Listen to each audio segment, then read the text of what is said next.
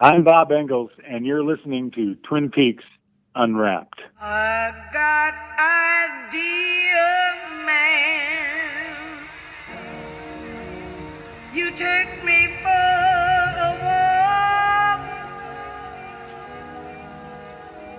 under the sycamore tree. The dark trees that blow, baby, in the dark trees that blow, and And welcome to Twin Peaks Unwrapped. I'm your host, Ben Durant, and beside me is Bryon Kazaska. We're not covering part 16 right now. We'll probably be out on Friday. Today we are celebrating the 25th anniversary of Fire Walk with Me. We're going to have John Thorne, the godfather of Twin Peaks and author of The Essential Wrapped in Plastic and co-editor of the Blue Rose magazine. We're also going to have producer and writer Bob Engels, who co-wrote Fire Walk with Me.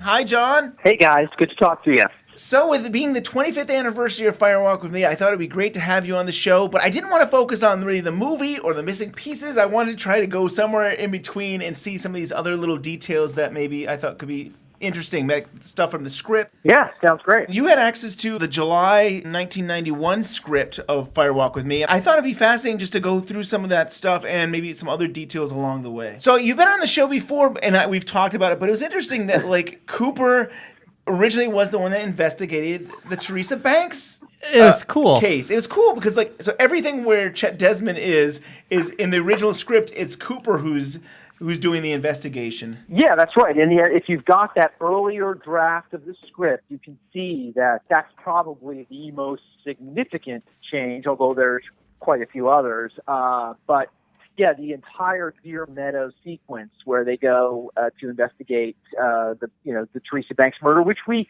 had known about from the series.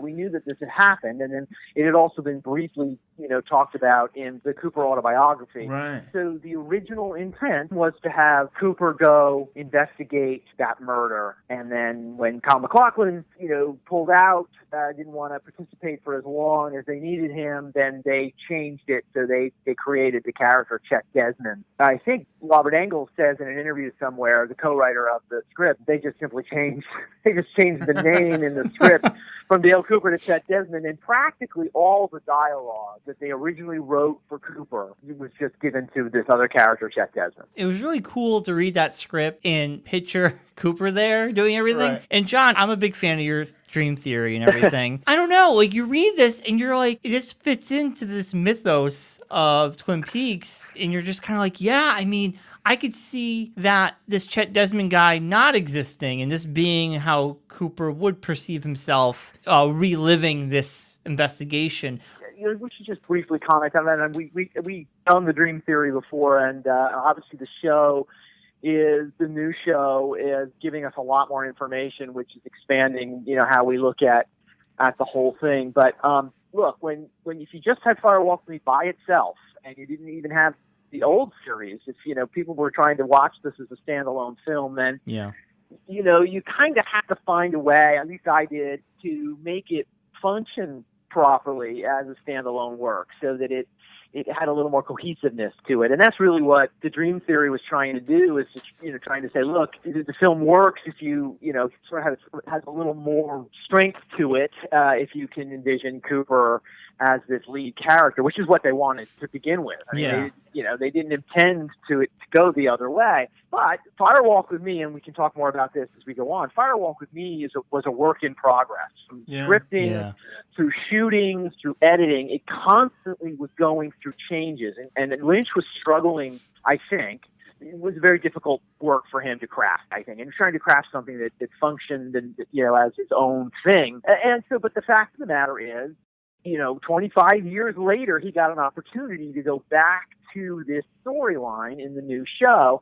And I believe because of that, once again, Fire Walk with Me is open to new interpretations, that it's Yeah. a changing work. Yeah. I think Lynch may have looked at it and said, okay, now that I'm going to do 18 more hours, these are the things I want to expand upon. Maybe I kind of left them sort of complete in the film, but now I can open it up again. Yeah. And without getting into too much, obviously we're going to find out more about Judy, the fact that Philip Jeffries is a prominent player, and that Chet Desmond has been mentioned, and all of that is opened up. I think Lynch, being Lynch, is able to look at Fire Walk with Me now and say, okay, now it functions a little differently than it did before. Yep. Definitely. I'm not trying to cop out on the dream theory. No. I was the end point of Twin Peaks, and now it's the middle point of Twin Peaks. Yeah. So, That's a great way to look at it. Yeah, it's still one of my favorite things, and I just reading the script, I think I could understand the reasoning behind it. I'm still a fan of it.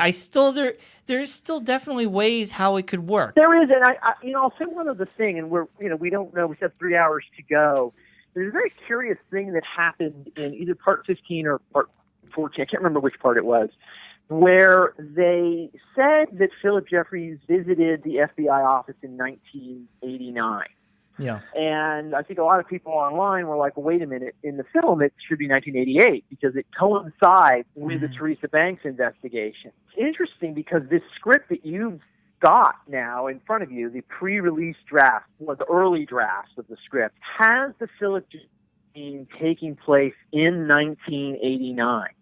It was supposed to take place simultaneous with Laura Palmer's last 7 days. Wow. And in some ways, the Philip Jeffries scene was supposed to be the catalyst to put Cooper into play in the Laura Palmer investigation. Now, when they had to edit that thing, that film, I've written about this in the Dream Theory article. I write about how they had to edit the film, and they pull the 1989 Philip Jeffries scene and they put it into 1988, and they make a number of changes in order to accommodate that scene to take place a year later. But now we're hearing, at least maybe it's a mistake, if the scene does take place in 1989, it could start to give this original pre-release draft a little more validity, which might mean Cooper was the one who investigated Teresa Banks. I know it's a very thin piece of evidence to hinge this on, but we don't have any storyline in the new series that says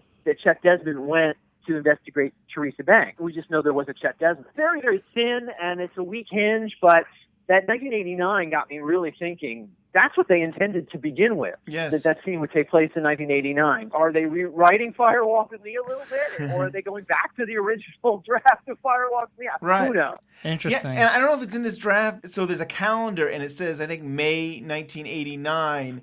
And Jeffrey sees that, and then this whole Mayday. But it's But I think the calendar is saying May 1989. Mayday! Mayday!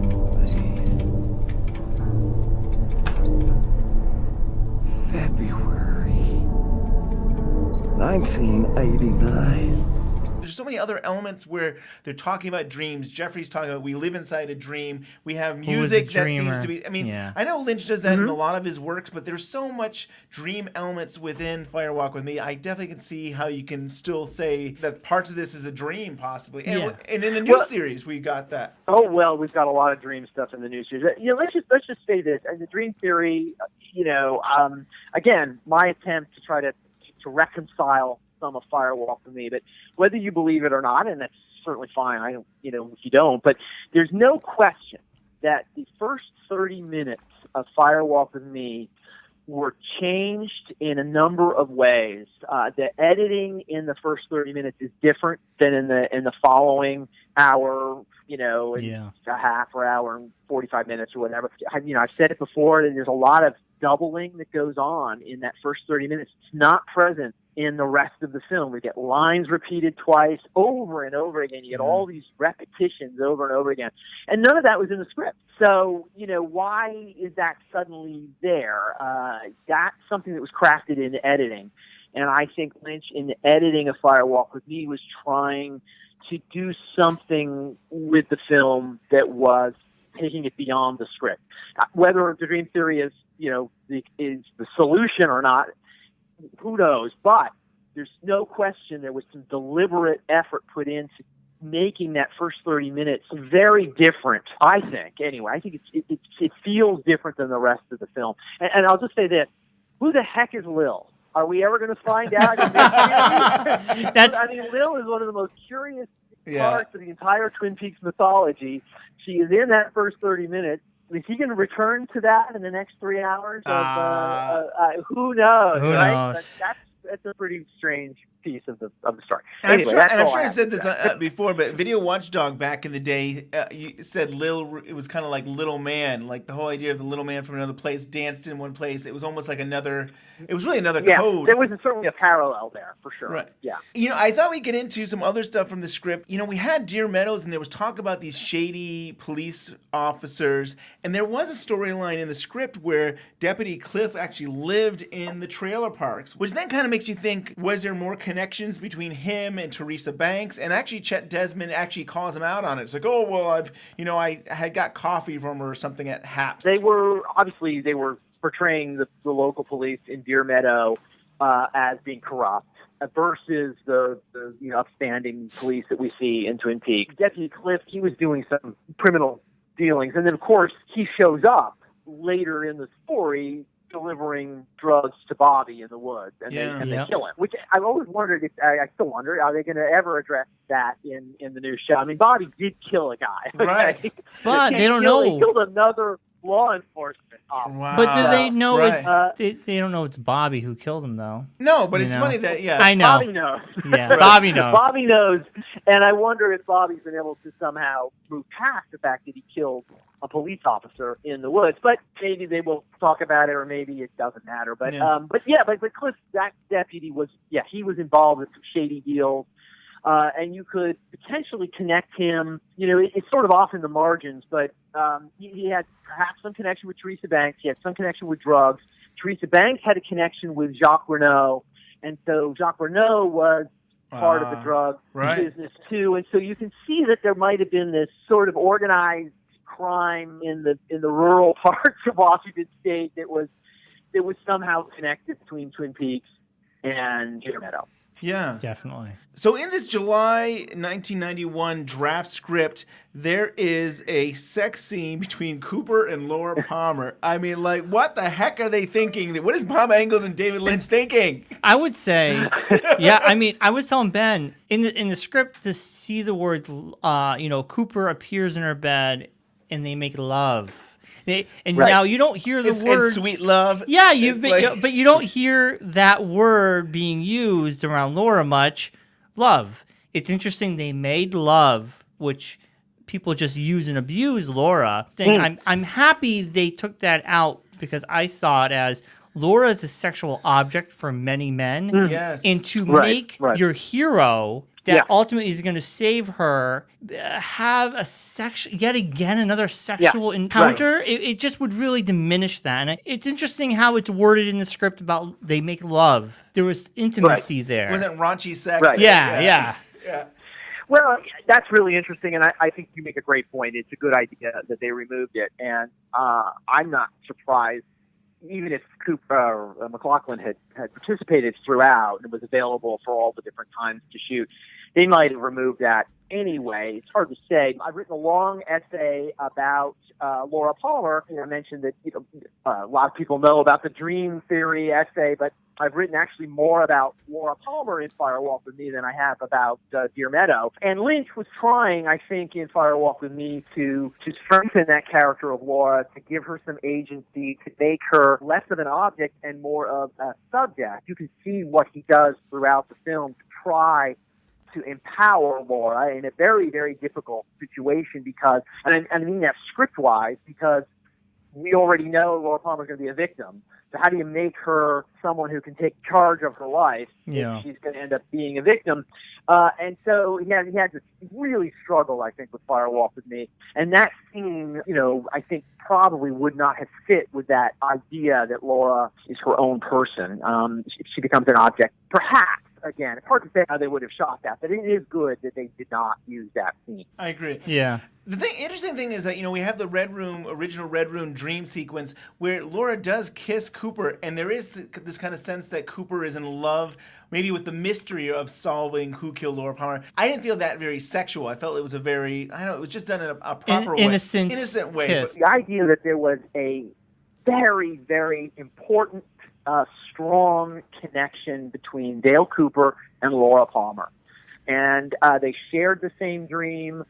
They were in each other's lives in a way. And the film initially, made Cooper a more important presence in the story and a more important connection to Laura Palmer. I think that's something that's there, but it's not overt. But it's certainly what I think Lynch wanted to do, was to connect these two, what I would consider in his mind the two most important characters in the story, are Laura Palmer and Dale Cooper. And in this film, I think he was trying to connect them. And I think in the series, he was trying to connect them. And I think maybe in the new show, he will further connect them. But, we'll see. And John, a lot of things that we're talking about today is in your book. It's in Wrapped in Plastic, but it's in your book, Essential Wrapped in Plastic. And you got these great interviews. And one of the things that we have is this whole Ben Horne scene where he's at Johnny's birthday party and it's all taking place in his office. And you got to talk with Richard Beamer. Yeah. And thanks for mentioning that. I'm just going to give a real quick plug for my book. I don't usually do this, but I've seen online people asking, well, where can I find out more about Fire Walk with Me? And, I got 100 pages on Fire Walk with Me in my book, including a lot of interview material that we did with people behind the scenes and in front of the camera in Fire Walk with Me. So, it's a pretty good place to get some information. And we interviewed Richard Beamer about it. He is in the script. The character, Ben Horne, is in the script. He's giving cocaine to Laura. She comes for the birthday party.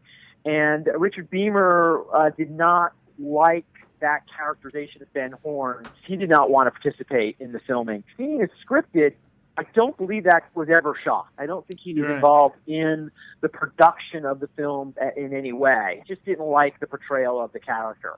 And that's interesting because in the series they went through some evolution and change. Ben Horne at the end of the series is a better person than he was at the beginning of the original series. And so the film was showing him maybe, before he had changed and he was still kind of a nefarious kind of guy, but Richard Beamer did not want to do that. I look at that scene and I can see what Bob Engels and David Lynch were trying to do in that scene. That we start off with Leland looking at Laura Palmer picture on Ben Horne's desk. And it's only Laura Palmer. It's not like there's no Audrey, there's no John, no family. His wife isn't there. And so and there's a whole discussion with Mrs. Horne about why isn't my picture there? And then the scene continues by the end where Laura Palmer and Ben are by themselves. And Laura's basically saying that, my dad's getting jealous of you and that he doesn't want her being with any other men. I think I could see the value of it. Yeah. And what they were trying to do. It was more than, Ben's not a nice guy. Yeah. I think there was value to it. And of course, it satisfied that, plot point that had been mentioned in the series that, Ben Horne had a relationship with Laura Palmer. Yeah. But of course, it all happened before the show started. And so this was a way to address that and kind of show it, bring it to life a little bit. And Richard Beamer also said in your interview that he didn't want to do it either because it probably would get cut. And he would be right. And he was right. It probably would have been cut. Yeah. I mean, the original. You talked with Mary Sweeney, and you talked with David Lynch. There's so many people you've talked about Fire Walk with Me in your book, and talking with Mary Sweeney. I think it was originally 5 hours. Fire Walk with Me, the first cut. I mean, just assembling it together, 5 hours. So you look at all this and yes, we're gonna have to get rid of all these small scenes, Norma and Big Ed, and all these other different little scenes. Right. And so he was right. But I look at it in today's new series, and that's our show now. We have these small little moments of it. So it's kind of funny to see the model of Fire Walk with Me, what David Lynch was trying to do of gives people some scenes, and it's actually the model he's using on the new series. That's why we're getting 18 hours. That's true. Yeah, I thought about that too. And we should mention Mary Sweeney was the editor of Fire Walk with Me. She did all the editing. That was a great person to talk about that film, because that film, the editing and the construction of that film was its own thing. It really was unique, I think, in the David Lynch list of films and how he crafted it in editing. And yeah, they had to cut a huge amount. And you wonder, honestly, when they were filming it, they had to know there wasn't going to be a 5-hour film. They had to know. And I think Lynch, he has said it in interviews, he loves that world. He loves those characters. He just enjoyed doing it. And I had thought the same thing, that when he got the opportunity to come back and then, we ended up with 18 hours, which was supposed to be less than that initially.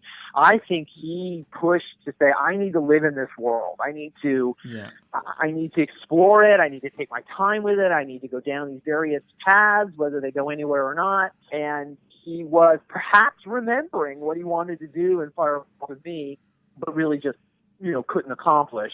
And here he had that opportunity. So, yeah, I think there's definitely a connection to his approach to this world in both Firewalk with Me and the new series. So there's this story, and it's not in the script, but there's a story that David Lynch wanted to use a pig.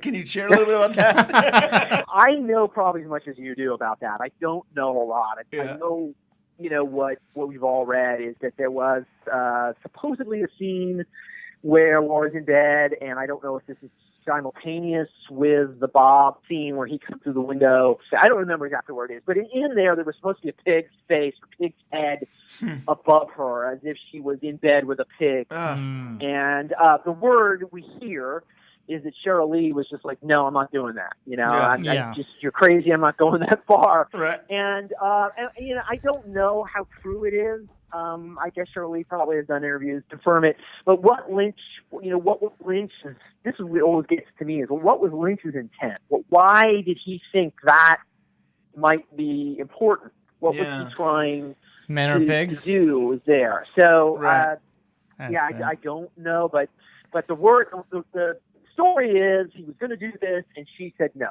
Right. And so it never happened. And Cheryl Lee's almost up for anything. She's afraid of heights and Wild at Heart. She said, okay, I'll do it. And I'll get wrapped in plastic naked on the beach. Sure, I'll do that. She does just about anything. So this is like drawing the line. But a dead pig's face, I mean, it's pretty gross. That's pretty disgusting. I mean, I would see the symbolism being men are pigs. Or bestiality, or that this is... I want to go bestiality. But what do you mean you want to go bestiality? She's in bed with a pig. Well, no, I think it's to show the audience that he's a pig. Yeah. Men are pigs. I mean, I don't know. I don't know if I would go bestiality. It might have been that. And of course, because Bob has been referred to sort of this animalistic presence, that he was less than human when he was in human form. He's just a force, an animal, and maybe that was an effort to kind of make some sort of visual parallel with the depravity of Bob. I don't know. Again, that's a stretch. I mean, obviously the scene never even happened, so who knows what the intent was. Yeah. So you interviewed Bob Engels in Wrapped in Plastic issue 58, which your interview is also in your book. And one of the things we've heard many times before about this idea that Bob and Mike were from a planet of corn. And here's the other thing. I actually reread this. I remember reading this when I was a kid. So it was like, maybe I was 17, 18 when I first read Wrapped in Plastic. And I remember hearing about this planet. But rereading your interview, I realized he also said place. So people are maybe misunderstanding the word planet to be a place, another dimension. Robert Engels made an appearance in front of an audience discussing Firewalk with Me, and mentioned this idea of where Bob and Mike came from. And either he said Planet of Corn or somebody interpreted it as Planet of Corn. And they wrote into Wrapped in Plastic and said, hey, they came from a planet of corn. And then we took it and asked him and said, did they come from a planet of corn? And so maybe we kind of inadvertently created a myth that really, was not his intent. And he clarifies it in the interview, and he says, no, it wasn't really a planet. It was a place. It was another place. Lynch and Engels were trying to flesh out the backstory a little bit, to kind of explain what who were Mike and Bob, why were they together, where did they come from, why were they here. And I think there's an element in Firewalk with Me if they want to go home, that you get a sense that maybe they're trapped and they don't want to be there, they want to go home, which has got a little bit of a Wizard of Oz element to it. There's no place like, I want to go home. And so I think they were trying to flesh out a backstory. Now, how much of that Lynch kept with him when he came to the new show, I don't know. We are getting hints at, the larger cosmos of what goes on in this called Twin Peaks, and where these woodsmen and different creatures, for lack of a better term, come from. And then we have Hawk's Map in the new show that has the corn in it. Yeah. And so there may be a connection. Lynch may be pulling still from those original notes that he made with Engels in Fire Walk with Me and bringing some of that into the new show. But they never went far with that in Fire Walk with Me, but they did try to work out a backstory of some sort. And we got the mother or the experiment spewing out these pieces of chunks of something. So it could be corn, Could be. and you see Bob. Right. So it's kind I of was thinking interesting. there's like a corn. There's actual corn. I think is it in Gordon Cole's office, and we have other characters spitting out corn. Yeah. In the scripts, the two scripts I've looked at, they do not bring any mention of the angels. Do you have any backstory about the absence of the angels in the story? You know, I don't know for sure. We have heard, Ben and I talked briefly about it, that maybe Cheryl Lee came up with the idea and mentioned it to Lynch about angels. But I don't know for sure. I'd have to find a source that would tell me that. But whether, wherever it came from, the fact of the matter is the angels, this is again evidence that this story and this film was a work in progress, and it was undergoing change as it went along, because there is no angels in either script, the original early script and then the later script, which basically is almost exactly what we see on screen, but no angels. And right. I mentioned before, and I've written a lengthy essay about Laura Palmer. The angel element of Fire Walk with Me is really one of the most important parts of the entire story, because Laura has to be in a place where she thinks she's been fully abandoned, and the angels have gone away. That's her way of saying, I have been forsaken, I am a lost soul, there is no salvation or hope for me at all. She's given up on herself, and the angels, of course, is a way to represent that. And then we see that happen when the angel disappears in the painting. And then so it's critical at the end when the angel appears that the angels can come back. Joel Bacco and I have talked about exactly, why does that angel appear? Is it because of Laura, or is it because of Ronette? It's hard to say. There's lots of great ways to interpret it. But the angels do come back, and of course Laura sees her angel at the end, and that's critical because it means she has found redemption, salvation, she has transcended, she is a good person. And for Lynch, I think it was a way of getting into that character and giving that character an arc, a story that shows her change over time, even though she's going to be a victim, even though she's got to, be killed at the end. The fact that she recognizes that her angels have not abandoned her is her way of realizing she's still a good person. And so she gets that at the end. And that was extremely, extremely important. I'd say if the angel element was not in Fire Walk with Me, then the film would not succeed. A lot of people think it doesn't anyway, but I think it does because of that. I really think I agree, the John. most important part of the whole film is the angel.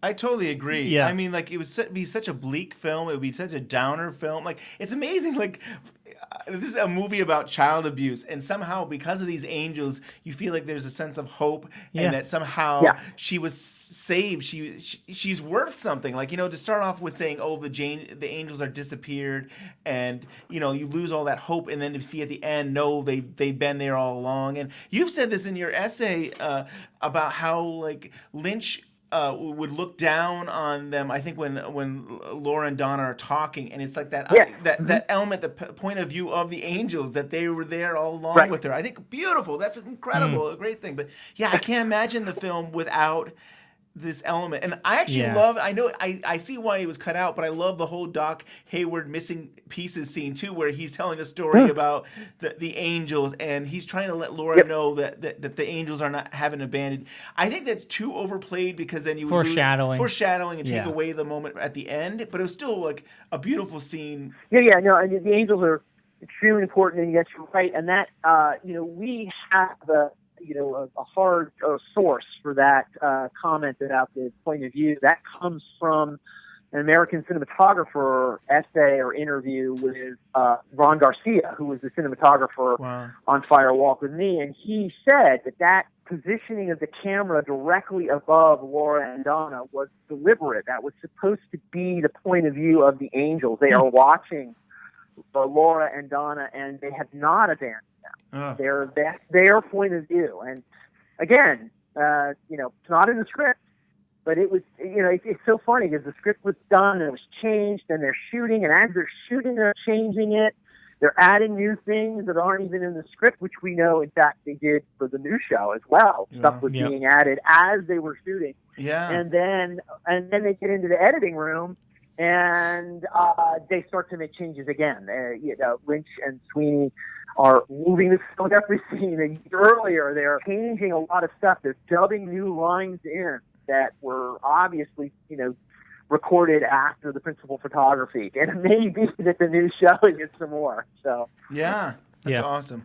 Well, in the last week or so, there has been a whole discussion. The monkey at the end of the film saying Judy, and somebody saw closed captioning on, I think Showtime streaming, that said it was Jeffrey saying Judy. Yeah. But so I know some staff have said something, we'll get to that, but John, you have said way back in the day that you saw connections why Jeffries could have been the monkey. I actually wrote about that a long time ago. And again, just studying the film by itself, and once again, now the film no longer exists by itself. It really is the middle part of this storyline. But at the time, there was this monkey in the film, and we see the monkey at the meeting with Bob and the little man and the Tremons and some of the woodsmen, and we see the monkey briefly. And he's not I don't think he's in the wide shot. He's in the close up. Again, I would argue that was probably inserted later after principal photography. And then the monkey says Judy. Right. At the end of the film, we get this very brief glimpse of the monkey's face, and the monkey says Judy. And I just, again, in an attempt to make Fire Walk with Me a cohesive standalone film, I was trying to, how do you make sense of that? Well, Philip Jeffries is talking about the meeting there. He's we there. see a monkey. Yeah. We see a monkey, but, we don't see it any other time. Have the monkey say the word Judy. Jeffries is the only one that has said Judy, so it makes sense. Yeah. Exactly. Yeah. Jeffries says, we're not going to talk about Judy. We're going to leave her out of it. And then the monkey says Judy. So just putting two and two together, what was in Lynch's mind, well, it's an easy assumption that the monkey is Jeffries. And Jeffries took on sort of a form and hid as a monkey or whatever. That may be completely wrong now because we've had a chance to change it, but in the film by itself, I just can't see any other way. Right. When we saw Fire Walk with Me in the theater back in May, right before the new series, and the audio was cranked. It was awesome. We heard things. I never heard things. I agree. There was things I never heard before. Yeah. And I turned to Ben and I'm like, that sounded like Jeffries. Yeah, that was Jeffries' voice. Yeah. There was no doubt in our minds, but we just heard was Jeffries' voice saying Judy. So you're right. Now, you probably were just going to say, Sabrina Sutherland has come out and made a statement that the closed captioning that attributes the word Judy to Philip Jeffries in that scene is wrong. That was not intended. So, but she is talking about the closed captioning. Just because the closed captioning is wrong doesn't mean Jeffries couldn't still be the monkey. I mean, I think she basically, yeah, absolutely. I mean, really, who else could it be? I mean, again, we have 3 hours more. They could easily give us some more information and go, oh, okay, I see Jeffrey, the monkey was Will. That makes sense now. I went a step further in trying to identify who Judy was, because again, to have a line so overt, we are not going to talk about Judy. Mm-hmm. And then everybody's watching is like, well, who's Judy? Right? You're not going to talk about her, but I got to know. So Lynch, I think he gives you an answer in the film. He has the monkey appear, again, I would argue, in a shot that was added later, not scripted and not part of, just principal photography. It added later, the monkey says Judy, and instantaneously you see Laura Palmer. They're unwrapping her where they've discovered the body. And so you see the word Judy, or you hear the word Judy, and there's Laura. Again, I put two and two together, and I say, well, Judy is Laura. That's her secret name. And, and now we're right on the cusp of maybe at last finding out who Judy really is, because Philip Jeffries has told Mr. C he's met Judy before, and I really hope it's Laura, because it would fit perfectly with what I've written about the film. But it could be anybody. It really could. And Lynch has obviously the freedom to change anything he wants now. So hopefully we'll find out who Judy is. Yeah. Cool. So, I was looking also at this August 1991 draft, and it was interesting. The ending for that draft we're in the Red Room, and we have Laura sitting in Cooper's lap in the same chair. And I was like, what are they thinking there again? Like, it seemed like, to me, it seems so odd. Like, I'm sure if Lynch had done it that way, we would have understood it. But to me, it's like, why is Laura sitting on Cooper's lap? Another like, sexual, maybe or another just weird, bizarre. Yeah. What was their intent in that scene? Their intent was to, again, form that bond between Laura and Cooper. That may not have been the best way, and they realized it. The better way is to have Cooper putting his hand on her shoulder and being a guiding presence. But again, either way, still are there to cement that connection. That's what they wanted to do. Cooper and Laura are connected. It's very exciting as we're almost at the end. More of that's got to come. And Leland says to Cooper in part 2, find Laura. I mean, there's a connection between those two characters that's critical, and that's what they were trying to do in Firewalk. I was talking with Bryon before the series started, and it's like, oh, maybe this is going to be between Leland and Laura, and I didn't really realize the last few weeks, oh, wait a minute, Firewalk with Me basically told that story of the father and the daughter, and I don't know if there's that much more to tell, but what about telling the story of the mother and the daughter? And I feel like we're getting close to that, where that, maybe Sarah isn't so innocent, and she's got her own baggage that she's got to deal with. And I feel like that's where we're getting to. We're getting to the standoff possibly between Sarah and Laura. Sheryl Palmer, up until recently, has never been, at least in my mind, never viewed as a malevolent force. She's always been somewhat marginal, but a character who had more to her than met the eye. Even in season 1, they talk about her being a strong fender, and she had some potentially supernatural characteristics surrounding her. And of course, the most critical scene really is that last scene with Sarah Palmer in the original series, where she comes in and channels someone to Major Briggs and says, I am, with Dale Cooper in the lodge, a Black Lodge. And so I think Lynch may be playing on that scene a little bit as we see, this Sarah Palmer who is somewhat dangerous and perhaps, an evil force. It's hard to say what they're doing with that character. I think really it'll be addressed. I have a crazy theory right now. It's probably totally wrong, and I'm hesitant to say it because, I wonder if people have said was the girl in part 8 Sarah Palmer. And I'm like, well, it doesn't make no sense. Why would she be Sarah Palmer? It doesn't fit. But could that have been Sarah Palmer? And she was infested with this evil. And essentially now we have, it sounds crazy, but we have a different Sarah Palmer than we're used to seeing. Because, something happened in the past, and now we're seeing a different outcome. It's a little crazy, but I just can't reconcile why she is the way she is. And hopefully they will explain to some extent. We were talking with the Counter Esperanto boys there, and I think that what we're basically getting at that maybe she could have gotten infected when she was young, and it was only after losing her child and being broken that it almost like it could grow and kind of infest itself and really take over her life. But you had to wait for that pain and sorrow, the pain and suffering to take over. To be such a burden that then it could take over. I just couldn't wrap my head around the fact that Sarah Palmer would have evil in her. That would change that would change the whole story. Right. That this woman just sat idle while her daughter was being tortured like this because she was evil too. I just don't buy it. Yeah, I don't buy that either, and you're absolutely right. It's very hard to figure that out, and that's why I wonder. I mean, that theory you mentioned is good. She didn't even know she had the evil in her. I still can't seem to shake the idea that maybe, I mentioned this before, the potential that Bob was removed from Mr. C and brought back in time and reinserted somewhere. Well, what if he was put into Sarah Palmer? Yeah. And so now the original version that we saw, she doesn't have him, but now she does. I know that's one of those parallel reality, change timeline kinds of things. I don't think Lynch would ever be that deliberate, but if that girl was Sarah Palmer, I don't think the Sarah Palmer we watched had that bug crawl into her mouth. Yeah. I think the Sarah Palmer we're seeing now did, and I know that's a weird way of saying it, but it's different than it was. But, there may be, and probably will be, a completely different explanation for what is happening. I mean, you remember the whole scene where she's watching that loop of the wrestling or the boxing. Yeah. There's something's going on there that is still to be expanded upon a little bit. Right, and then we have that noises. Hawk goes to visit her, and there's noises in the kitchen. I thought with that electric sound that the woodsmen are in the house with her and stuff. That's what I Or Bob's sitting there, or somebody's sitting. Yeah, the woodsmen are sitting there, or the mother is. What if the woodsmen know that Laura Palmer will end up coming back to her mother somehow? Yeah. So Laura Palmer is, of course, and the woodsmen have,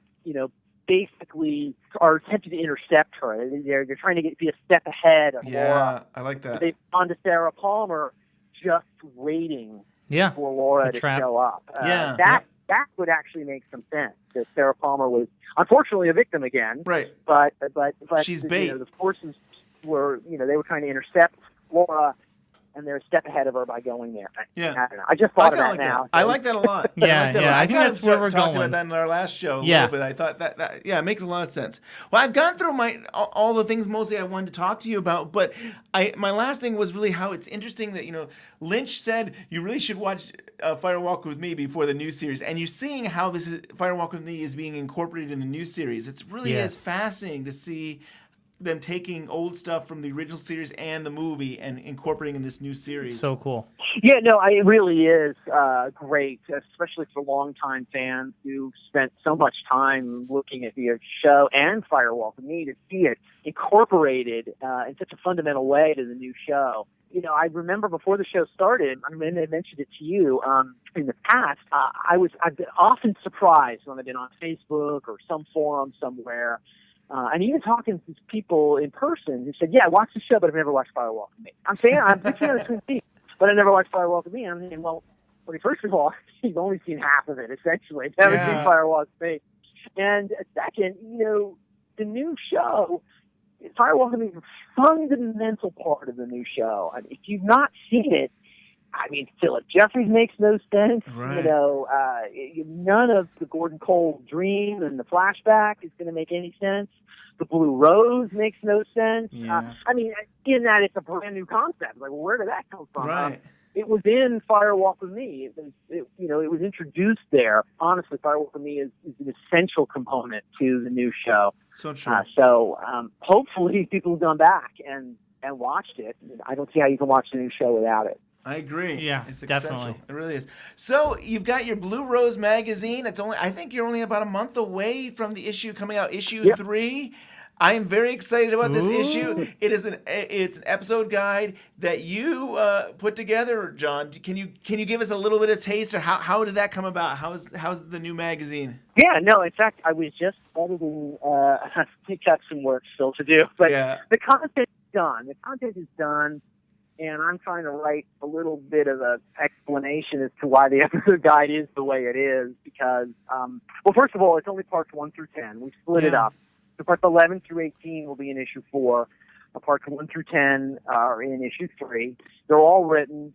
We're just doing the edits. But most of it was written as I was watching a week after I'd see an episode. So they were written without the context of the later episodes. Although, obviously, as I learn new things, I go back and tweak what I've written because, it just some of it made no sense at all. We just didn't know, what was coming. It's a very hard show to do in an episodic fashion. And a lot of people write a weekly episode guide to it, but it's just an hour out of the whole thing. You're just seeing a chunk of the full story. And so basically sort of a first draft reaction to this new Twin Peaks. With the caveat that we will return to this again and again over time as we, get a better understanding of what's going on in the show. But these are kind of first reactions to the episode, trying to, connect it in some way to the old show, try to analyze the approach that Lynch is taking to the work and where they're trying to go. So, I think it's pretty good, but there's so much more to write about this show in the years to come. Definitely. Oh, yeah. But, like in Wrapped in Plastic, I loved what you and Craig did with the episode guides. And most people say, episode guides, I can go anywhere and I can read a synopsis. But your insight that you have, I think, is untouchable. I really do love the work that you've done. And you just have your own slant on it. And I think it's not like anybody else's. So I would recommend, I was telling this to Scott last night. I was saying, I can't wait for this episode guide. When I rewatch the series, I'll have the guide with me and I can go along. Yeah. I'm really excited about that. Well, I thank you. And again, though, I'm gonna sort of reiterate what I said. The episode guides we wrote in Wrapped in Plastic, we wrote 15, maybe 20 years after. Right, that's fair. 15 years after the show, we thought about it in great depth, and we read the scripts, and we'd seen Fire Walk with Me, and so we were able to write something that had gestated for that long. This episode guide, I think it's good. I don't in any way think it's bad. I think it's really pretty solid stuff. But it's like first impression. Oh, come on! It must be at least third impressions. You've rewatched these parts a few times. You're absolutely right. I probably watched each one of them 3 times before I wrote about them. Right. But even so, I didn't know what was coming. Yes. Yeah. In any case, so I'm guessing. I'm like, well, I think this is going to happen, or I think that's going to happen. There's not a lot of value to that, except that you only kind of get that opportunity once. So once you pass it by, then some of those ideas are lost. Yeah, I think it's pretty good. We're going to come back to it again and get into some more analysis over time. Yeah, so. But I think Blue Rose Magazine is such a great resource. Maya had done the whole missing pieces, and to me that's valuable too. Where it's like, okay, where was that scene? When can I go back? I can go back, and I feel like your guide will be the same way. Where it's like, what part was that and such, and to be able to just skim and go through your guide and say, that the purple world took place in this part and it took place in this part, and now I can figure out that. So I think I can't wait. I'm really excited, and good luck to you guys in finishing it. Yeah, thanks. I thank you very much. I appreciate that. It is pretty good, and we got some really good pictures, including some behind the scenes pictures that are really neat. So, and then I think parts 11 through 18, of course, I will write. I haven't written any of that yet, and I will have written that after seeing all of it. So you'll probably be able to address the larger thematic elements of the overall show. But having said that, just some quick, if anyone's listening and they're like, I'm still not sure, they're not going to press for this until after September 3rd. And so I'm going to have seen all of it, and if there's any significant parts that need to be talked about, I'm going to go back into this episode guide that we're still working on and make sure that material is in there. So, awesome. So it has been completed after we've seen it all. Yeah, that's great. Can't wait. Yeah. So, John, do you want to tell people how can they get your book? How can they follow you? How can they get the Blue Rose Magazine? All that good stuff, all the stuff you've been doing. Well, Blue Rose Magazine is available. You can order subscriptions to it at bluerosemag.com. Get the hard copy, which we're very proud of. The hard copies look and feel nice. But, we also offer an electronic version of it as well. So you can download that when it comes out on Amazon. So you choose, it's cheaper to get the electronic version, but it's kind of nice to have that paper version. And we do offer subscriptions. We've got 3 issues. Well, 3rd issue is about, go to press.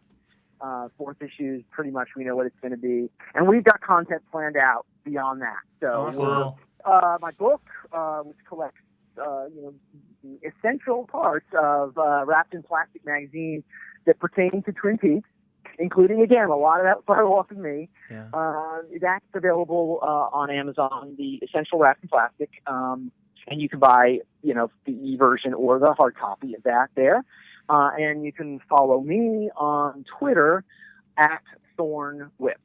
Awesome. Well, thank you so much, John, for your time. Yeah, hey, it was fun to talk to you guys. Thank you. Hi, Bob. This is Ben Durant from Twin Peaks Unwrapped.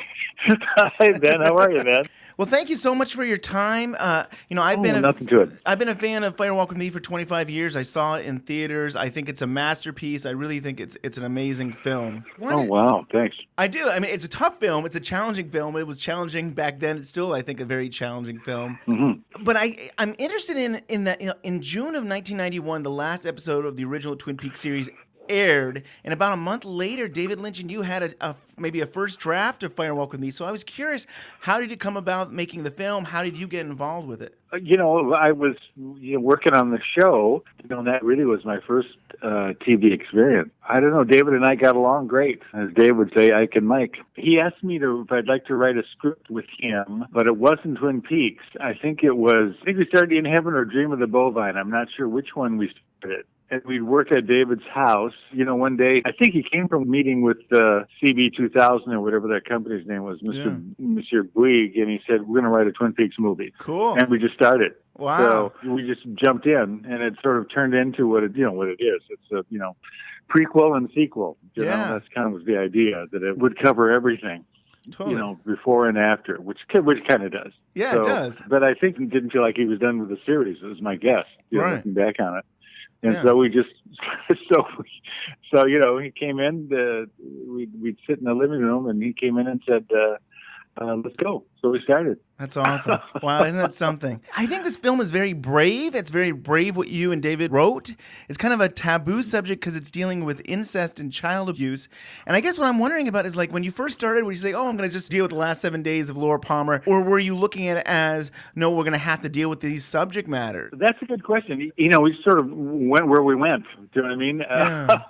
We'd have an idea of something. It wasn't so much that we were dealing with a specific issue as that we just thought, there's lots of loose ends to wind up. It's really a case of things just evolving. We say, let's start here, let's get that. You get all the regulars in, everybody has a scene. And in the first couple of drafts, everybody was in it. And I think when David shot it, everybody had a scene. And then we cut lots of stuff out, or David did. Right. The first draft was huge. The very first draft was ginormous.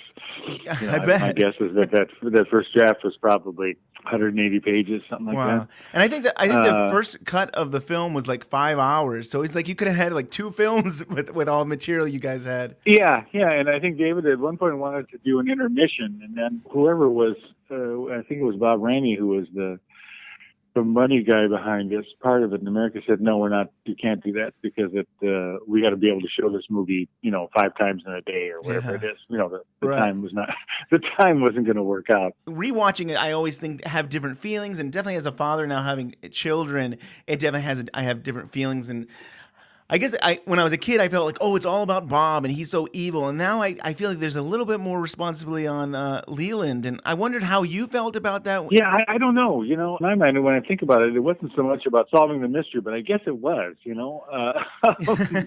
we had known that part of it for most of the year during the show. We all knew. Well, not all of us, or about 5 of us that knew. I think what's cool about the movie for me is that it just covers so much stuff. As I'm watching this, Leland seems to be jealous of Laura, and is he almost thinking that they're in this relationship and she's cheating on him? And I never thought this, but as I'm older now, I'm looking at it and it's like, wow, there is a human factor in this possibly, if it's one way to look at it. I don't know. Oh, yeah, most definitely. And I was also curious, did you read Jennifer Lynch's Secret Diary of Laura Palmer preparing to write the script? No. Wow. I'm actually impressed because there's definitely things in there that feel like it's from the diary. We all knew what was going to be in the diary. But no, it all comes from David. It's all the same source. Yeah, but they kind of match up, don't they, I guess? Cooper originally in the first draft, he was supposed to solve the Teresa Banks case, or he was investigating it, and then it got switched over to Chris Isaak.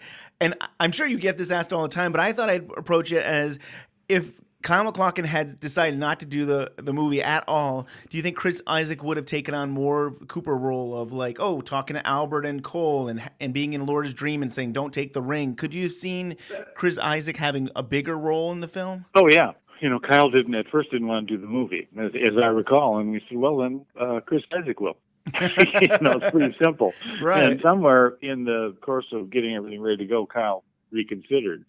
So that made it a change, which was kind of cool. But that was completely showbiz. I had heard an interview, and I don't know if you can clarify it more, but you had mentioned about David Bowie's Agent Jeffries, and his purpose, part of his purpose as creating this character was to kind of help Kyle Cooper get back into the film as a transition. Can you talk any more about that? I think that was part of it. It was a way to get him back in the movie. I don't recall anything other than that David's assistant, Debbie Trutnick, would always come in when we were writing. She'd always come in and joke about what part David Bowie was going to have in the movie. so then we had a part for him. That's pretty good, though. It's a good part. Yeah, he was great. He's a very nice guy. I don't know how we landed on that scene, and like I said, it was really that Kyle wasn't going to do it, and then he decided to do it.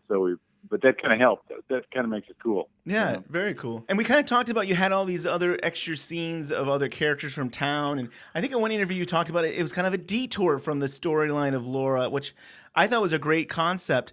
And have you seen the new series? Have you seen Showtime's Twin Peaks? I have not. I'm going to wait and watch the whole thing once it's done. I'll only say that they seem to be using the same structure as Fire Walk with Me. You have these little scenes with Twin Peaks characters that we love. And I thought that was great to somehow go back to Fire Walk with Me, or maybe it's an evolution of Fire Walk with Me to go and now do the series where they have 18 parts where they can spend a little bit of time with different characters. But I thought it was interesting that we kind of went back to the same structure that you guys originally started with the Fire Walk with Me script. Yeah, I've heard that it feels more like the movie. Someone told me that too. That do you like it? I do. I love it. I mean, it's. I always think Lynch sometimes takes you on a roller coaster, and he plays with us and stuff. So there's things that I want happening faster, but he's basically saying he's going at his own pace. It'll happen when it happens. But I do love it. I'm enjoying every week that goes by, and I'm kind of sad that it's almost over. The Angels were never in the first or second draft of the screenplay. I wondered if you could tell us about how they got added to the film.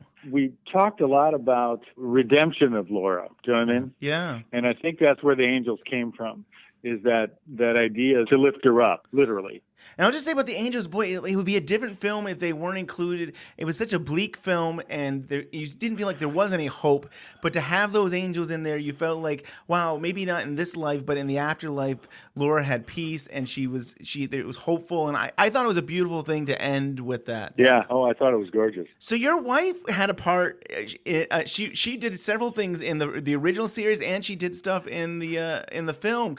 She's the waitress in The Great Northern. Trudy, I believe, yeah? Yeah, she's Trudy, yeah. And I would always write, when I do a script, I would always write a scene in The Great Northern. It was kind of an inside joke for everybody, and I'd say, they'll meet at The Great Northern, and she's a wonderful actress, but, she does musical comedy. But it was... Recently, reading the new issue of Blue Rose magazine where you talked to Scott Ryan, and you mentioned that she was the one that came up with Let's Rock on the windshield. Yes. I think that was brilliant. She would always say Corstel all the time. Wow. When we were doing it.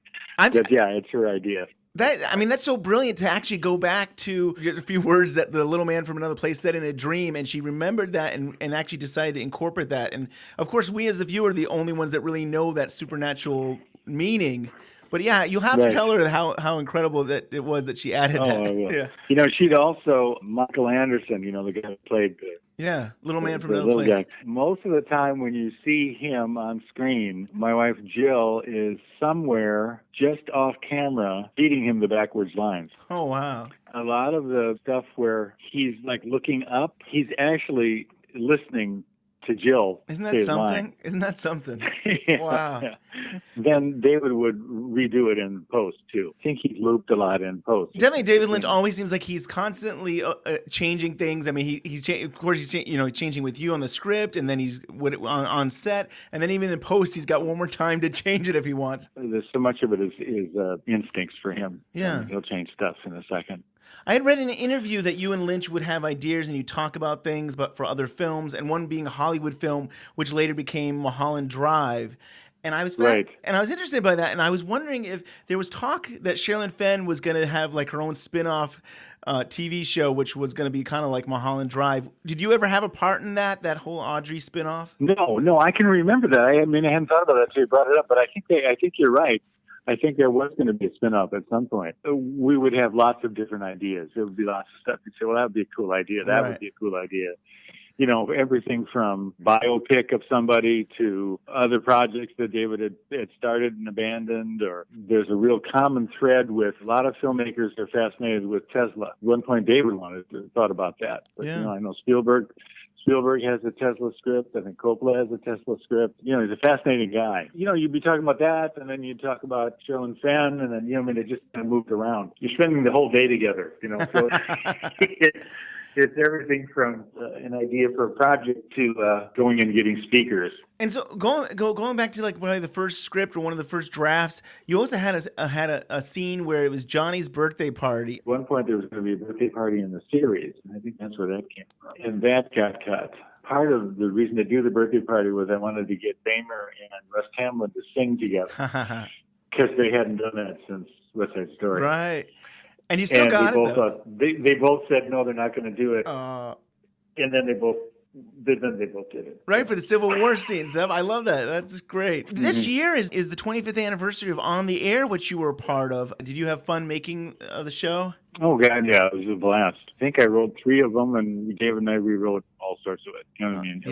That was pretty fun. And we shot them, we shoot the whole episode in 2 days. We were on the CBS lot, the Radcliffe lot, and right next door to us, we had one sound stage, and right next door to us, they were making another new show that was going to be on. And I talked to the star of that show, just shooting the shit where we're standing around, and he said, "Well, you got David Lynch. You guys will be on forever." and that guy was Jerry Seinfeld. No way!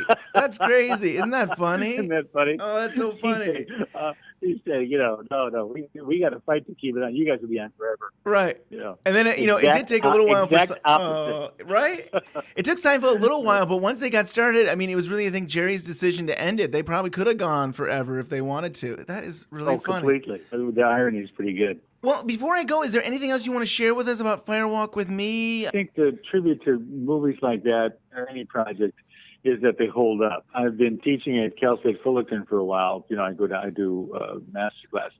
Yeah. And I shown that movie. Someone said, I want to see something you wrote. They're giving me shit about stuff. Kind of remarkable how it holds up. Do you know what I mean? That, like all good movies, you can watch them and watch them and watch them. Right. It always strikes me as so remarkable how popular it is. Yeah. Maybe it was ahead of its time. I mean, maybe the audience wasn't ready for that film at the time. Yeah, I think so. I mean, it certainly has grown. I think when it was released, there was it might have been kind of a backlash to everything. But it's had a remarkable life from Cannes Film Festival on. Pretty cool experience.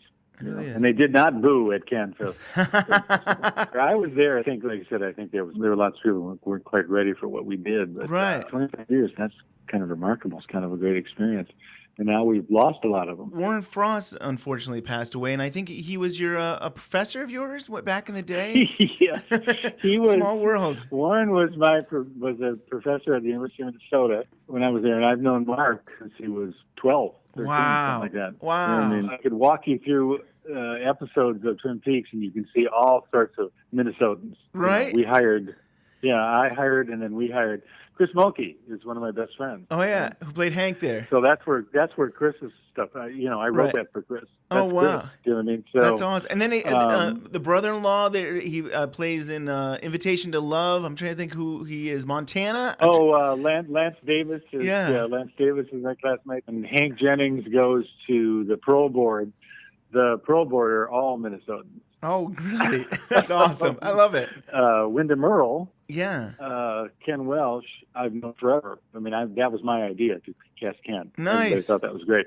But Ken and I are great friends. I love the range that he brought to the show. I thought he could be silly but menacing. Good villain for Cooper. He's a wonderful actor. So much of the cast of that were, people we knew. And a lot of that's Joanna Ray, too, that she was so great at finding Bamer and Russ. Who would have ever thought those two guys? I mean, that was kind of remarkable. That is something else. As I said, the cast is full of friends. Which is how you should do it. It should. I agree. I mean, that people are going to work hard, and you got a shorthand relationship with them. It works. Well, Bob, thank you so much for your time, Bob. I mean, I really appreciate you're welcome. Anytime. I mean, it's been an amazing film, and it means so much to us that we get to talk with you. Cool. Thank you, John and Bob, for coming on the show and sharing your insight into Firewalk with Me. We'll be back later in the week to discuss part 16. I'll see you in the trees. I'll see you in the trees. Under the sycamore